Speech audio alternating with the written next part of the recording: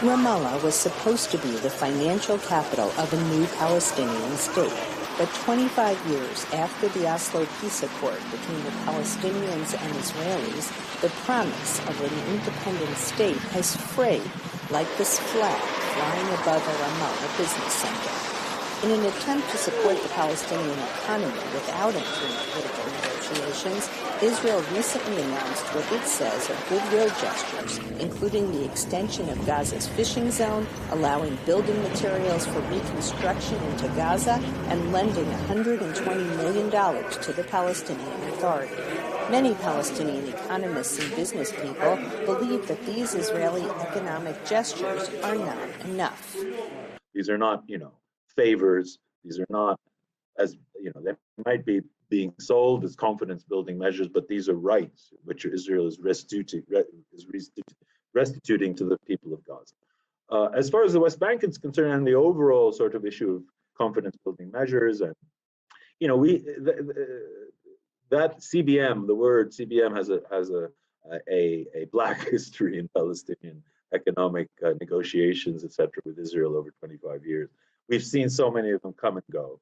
Many of the Israeli economic initiatives were announced after a recent meeting between Israeli Defense Minister Benny Gantz and Palestinian Authority leader Mahmoud Abbas, the first such high-level meeting in 10 years. The significance of Abbas meeting Gantz lies only in the economy. And that meeting will leave what we call economic impact, but not lasting, not sustainable, simply because these steps, without relying on what we call political settlement, just and fair political settlements, will not last, because soon we will probably go back to square number one, or even zero, and go back to clashes with Israel again and disputes. His prediction of renewed clashes came true over the weekend after Hamas fired rockets at southern Israel and Israel responded with airstrikes. Some Israeli analysts agree these economic measures do not represent a long-lasting solution.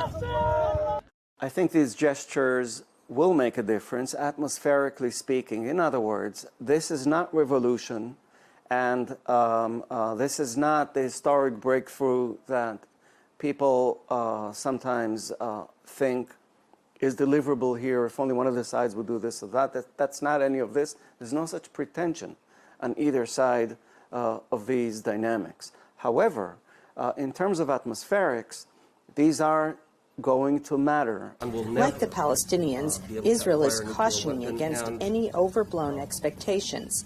In his recent meeting with President Biden, Israeli Prime Minister Naftali Bennett explained that his government, which includes political parties across the spectrum, will not agree on major political concessions to the Palestinians, only these economic gestures. Linda Gradstein for VOA News, Ramallah. Thank you, Mr. President, for helping yet again to fortify Israel's strategic advantage.